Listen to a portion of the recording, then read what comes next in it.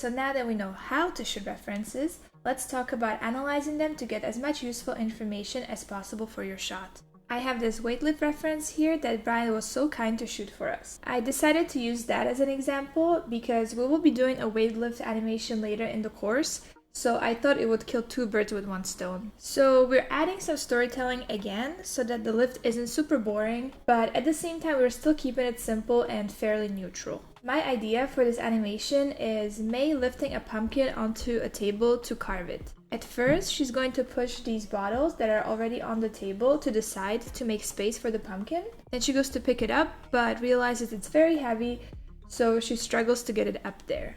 I wanted the acting to support the feeling of heaviness and struggle, and so we needed to use a heavy object to be as authentic as possible. Unfortunately, we decided to do the pumpkin shot right after Halloween, so all the pumpkins we could find looked like this. So that was not gonna work. But that's okay, we improvised by using a medicine ball at our local gym, and one of the machines served as the table. It's not ideal because we don't have anything actually sitting on the surface that we're pushing to the side, so we later shot this other reference as well.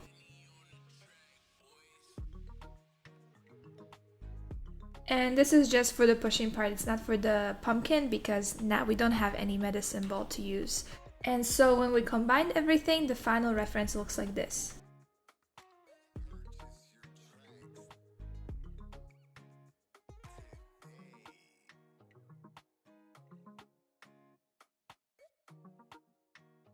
And notice how much more realistic it looks when he's actually pushing stuff to the side and not just pretending to, like he was in the previous reference.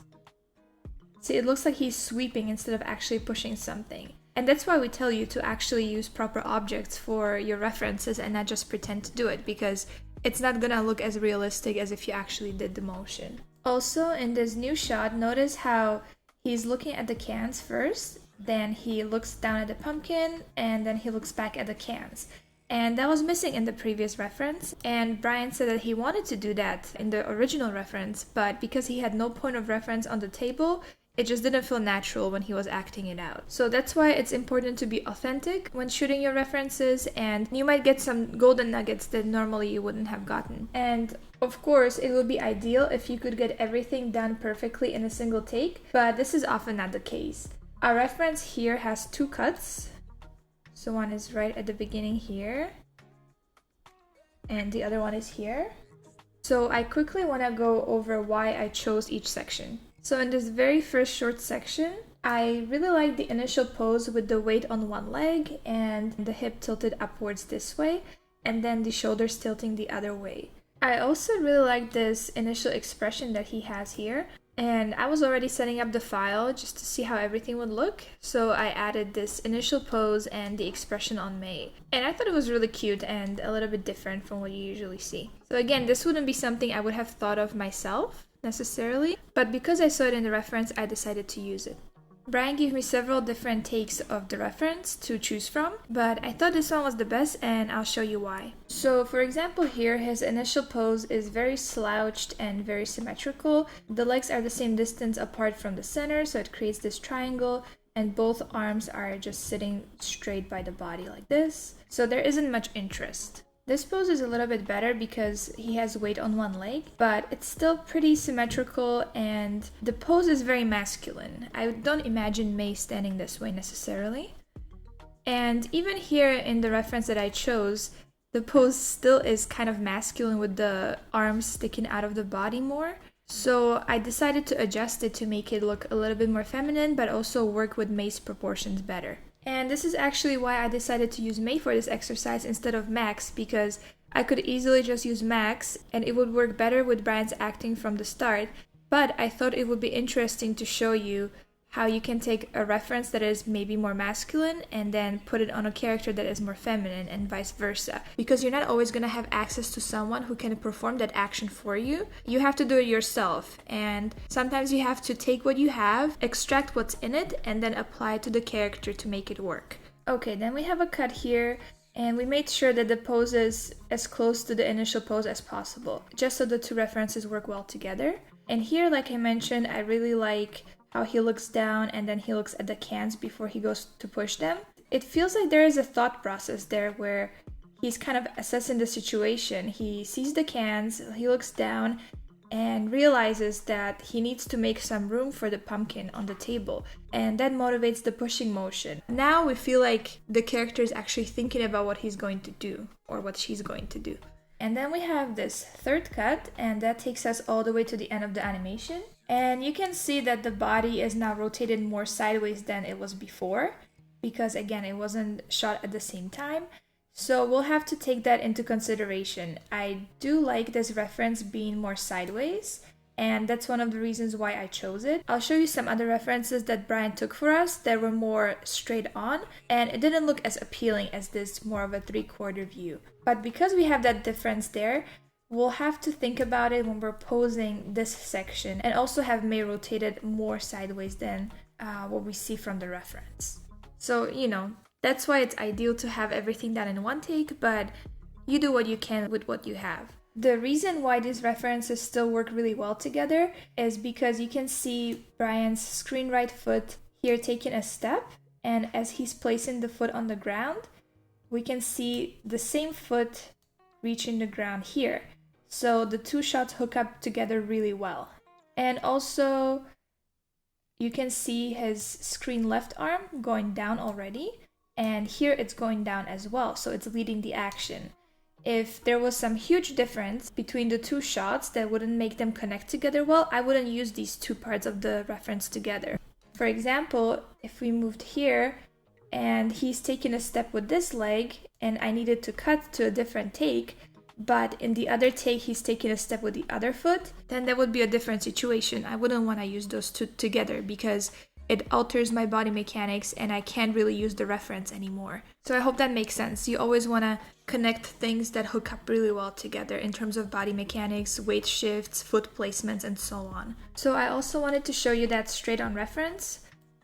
So here he pushes stuff to the side, picks up the medicine ball, but as he's taking these 2 steps back, there isn't any side to side change. Everything is just going back in space. And I already know just from imagining it that it's not gonna look as good with my character.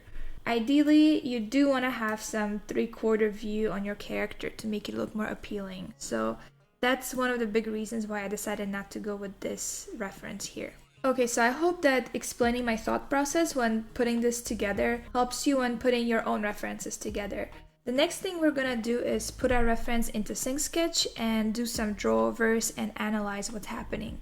So as you can see here on the timeline, I have quite a few notes, and I did a few things here. So first, I was looking for my golden poses, and those I actually drew fully just to see what's happening in the body. And this doesn't have to be a beautiful masterpiece by any means. You just want to be able to see the tilts on the pelvis, on the shoulders, what's happening in the main parts of the body. And I also drew the line of action here in green, which will help me when I'm transferring this pose onto May. And besides that, I also did a little bit of note taking on some of the poses, and then sometimes I was just circling the hands or the feet to take note of the contact poses and the feet lifting off the ground and so on. So our first pose here is obviously a golden pose because that's where we're starting. And so I have my line of action, a breakdown of the body parts to see what's happening with the skeleton. And I took a note that I actually really like the expression here, and that's the one that I also applied to May. And then up to frame 15, we have a moving hold. So that's the note I put here. Let me actually add a little bit of opacity as well to see it better. Okay, so moving hold till here, that's frame 15. And I also have to pay attention to that body rotation we mentioned. So here he's more 3/4 and here he's more straight on. And then here we have another golden pose because he is looking back at the pumpkin. And I made a note with this red arrow that he's looking back.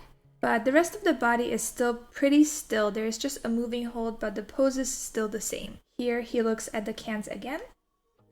And then from there, he is actually starting to take a step. So here I took a note that this is where the foot lands on the ground, and there's a weight shift happening in the body, just like in our weight shift animation. He's starting with his weight fully on one leg, and now he's transferring his weight onto the other leg. So Everything that you've learned from that exercise, you can now apply here body mechanics wise. And this is a pose where he first touches the cans, and you can see that the line of action is different now. The body is leaning to the side, and this knee is bent, and the pelvis is tilted upwards a little bit this way. And we still have a little bit of a 3/4 view. He's not fully sideways. This is where a foot slide happens. If you pay attention. And this is where something really interesting happens, and it might be easy to miss if you're not paying attention, but it's a nice little embellishment. So the hands are pushing the cans, the fingers lift through here, and they come down again. See that? So it's not necessarily something you need to have in your animation, and I feel like if I didn't have this reference, I wouldn't have thought of it, but these are the little things that just bring your animation to the next level. So if you do have it in your reference, I would suggest adding it to your animation. Okay, here we have another golden pose, and we see the weight continues shifting, and everything is kind of forced in this direction towards the right, and the arms are very straight. And then this is where his head turns back. He is looking at the pumpkin even before he lifts his hands off the cans. He's already thinking about the next action that's gonna happen before it happens. Now you can see that this hand is leading the action. The other one is still pretty much touching the cans, but this one is already lifting and getting ready to grab that pumpkin. And here on the foot, I made a note that we need to rotate that foot more this way to hook up with the cut that's coming up. As you can see, here the angle is like this, but here it's more towards us. So this whole middle section that we shot in a different environment has to be adjusted a little bit. And another small detail that's interesting here is the hand starts very loose when it lifts off the cans, and then it closes into a fist, and then it opens later when he's ready to pick up the pumpkin. So again, something you don't necessarily need, but it might be nice to have. This is the last frame before the foot starts rotating and then lifting off the ground to slide back. And I already mentioned this, but I've made a note about the screen left arm leading the action compared to the screen right arm. And I made this a golden pose because this is kind of the main first pose after we've cut from the previous action, and I kind of want to get into this pose at that point. So there's a little bit of adjustments between this pose and this pose, but this is kind of where I want to be at this point in time, just to be able to use the rest of my reference. Here is another golden pose. We see a strong line of action going this way. The body is bent down, but the arms are very straight. And this is where the hands lock with the medicine ball as well to pick it up. And while the body is facing down, the head is actually starting to rotate upwards, and it's kind of interesting. It feels like it's leading the action. You can see the head pushing upwards, but the body still being pushed down by the weight of the medicine ball. And here you can see how much tension there is in the shoulders. They feel like they're gonna fall off from the weight. So you definitely want to rotate those shoulders down in a pose like this. And here the knees travel outwards to make space for the medicine ball to go. So that's again a small detail that you might not have thought of yourself if you didn't see it in the reference. And we see that the body weight is now shifting forward, because when you're bent down like this, naturally your weight is being pushed back, because you also have to compensate for the front of the body, all this weight in the front. But as you stand up, the weight shifts to be more above your legs. And here you can see another interesting expression. You can see the struggle in his face, and you can see that the ball is heavy and it's not a good time lifting it up. So I definitely want to take this and use it in my animation. Now I made this a golden pose because the body has traveled quite a lot at this point. And you can see that the arms here are very straight. There's almost like an inward angle on them. But here, this is the first pose when the arms are starting to relax a little bit and the elbows bend. And that's because at this point, we've overcome most of the gravity pulling us down. And now it's becoming easier to lift the medicine ball up. Here is another contact pose. So this foot is going down and this foot is lifting up, as you can see. another contact. And here is where the body drops. So it goes up, overcompensates, and then drops. And I thought this was a really interesting pose because everything is kind of off balance. The feet are lifting off the ground, the knees are pointing forward, but then the whole body is kind of leaning back, and the pelvis is also rotated up. So I thought that was really interesting. And you can see that there's almost like an S curve going through the body now, whereas around here it was more of a C curve. And now here you can see, just looking at the pelvis area, the body is rotating towards the table now. And he's getting ready to put the medicine ball down. And here it feels like the body is carrying some of the weight of the medicine ball, but then through here he's actually pushing with the arms. And that's how he gets it on the table. Here's another golden pose. Some things I noted is both of the heels going up. This is the contact pose where the medicine ball hits the table. And also the spacing here on his torso is really big because it's happening very fast. So you can see from here to here how fast that happens. Here the spacing is starting to be a little bit smaller, but through here it's really big because it happens fast, and that's because the medicine ball was really heavy. So now that he got rid of that weight, his body kind of shoots forward to keep the momentum going forward. And then he has to catch himself. So this is the overshoot pose. You can see the arms are still on the medicine ball, and he's using them now. He's using the muscles in his arms to stop himself from continuing to go forward and falling over. So that's why we said anytime you have a really dynamic action, you usually have an overshoot and then settle, because the body's going so fast it can't just suddenly come to a stop. Here the heel hits the ground, and here you can see the arms are starting to push off the medicine ball for him to regain his balance and stand up. And he's settling from that overshoot into the final pose. And I put the settle here because this is the final pose where he's still touching the medicine ball, and from there he's just gonna get up into his relaxed pose. And something interesting here is that the fingers have a lot of tension in them and they're very straight. But then through here they start relaxing. You can see that. Here I marked that there's a moving hold. So from this pose pretty much to this pose, there isn't much happening. It's just a slight shift in the body because he's kind of waiting to make sure that the pumpkin is safely on the table and it's not gonna roll or move or anything like that. Then one arm goes down, one goes up. I noted here that I really like the hand poses. They're very relaxed. The fingers are kind of curled but in a natural way. And this is another golden pose, and it pretty much looks very similar to that first pose with that hip going up and the other shoulder going up.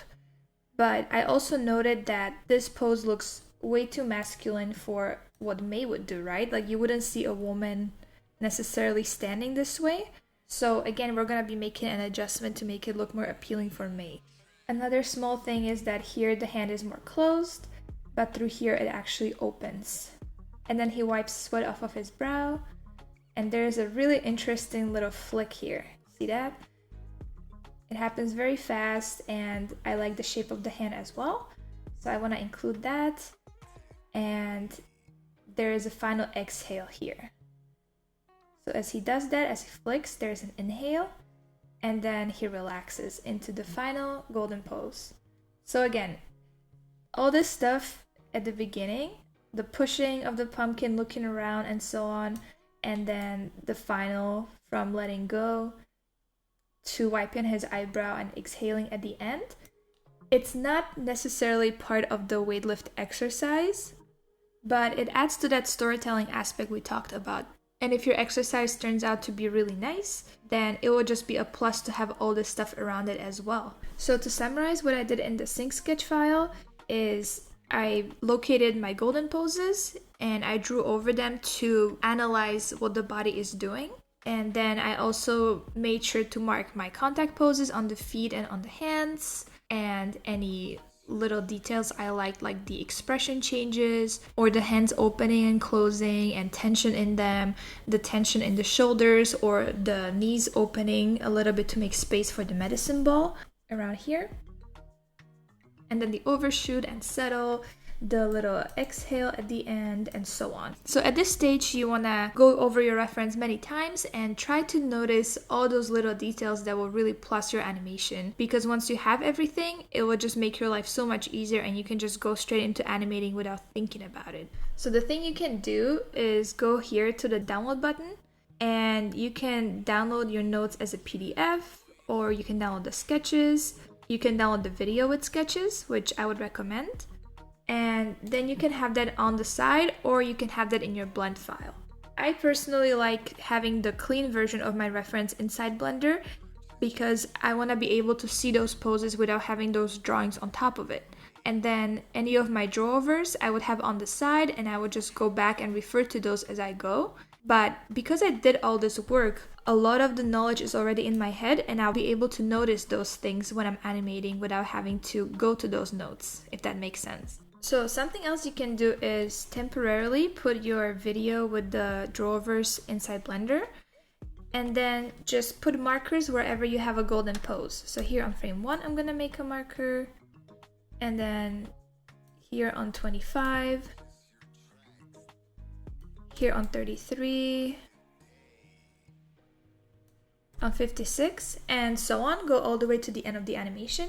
And because you have these markers already, you can just quickly scrub there when you're posing your character, key everything, pose them, go to the next marker, pose them, and so on. And then right away, you'll have all your golden poses there. And then from there, you can replace your reference with the clean version, just so you're able to see everything, all the expressions and everything clearly without the sketches on top.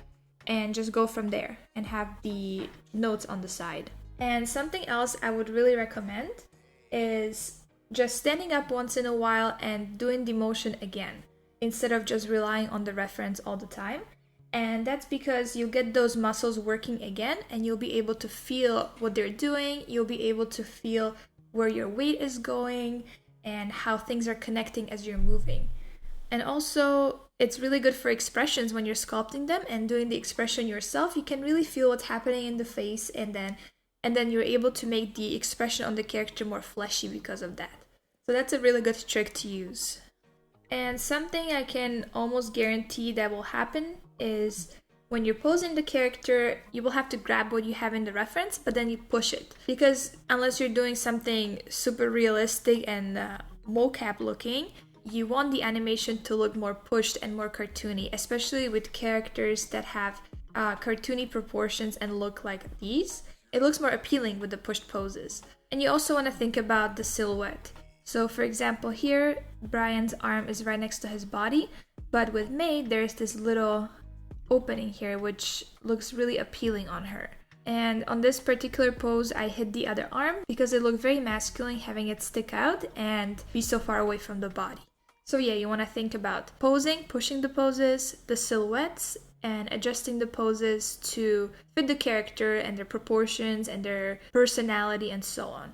And one more thing I want to mention is timing. So at the beginning, when you're doing all your blocking, you will be following your reference because everything is there, figured out for you. But once you spline your shot later, or once you play it when everything is there, you might notice that some parts of your animation will look a little bit floaty or a little bit slow. And that's again because animation tends to be more pushed and more cartoony, and that also applies to timing. Because we don't want things to look like mocap. Anytime you see mocap on TV, it doesn't look that great, right? So what will probably happen is, at that point when you have everything in, you will start playing with the timing and shrinking it or stretching it where you need to. And at that point you can take your reference out of your blend file because it will just be more confusing when it doesn't match with the animation. And you still use the reference for your posing and spacing and all those little details you want to put in, but you're not gonna use it for timing anymore at that point. So don't worry, we'll be going over these details for the specific shots as we tackle them. But for now, this is all you need to know and remember when putting together and analyzing your own references. Also, I would recommend referring to the keys, breakdowns, and in-betweens video that we have to get a refresher on what type of information you should be extracting from your reference. So I hope watching my own process has been helpful to you, because As we know, having a solid reference and knowing how to use it to your own advantage is key to getting a successful shot. So thank you for watching, and we'll see you in the next one.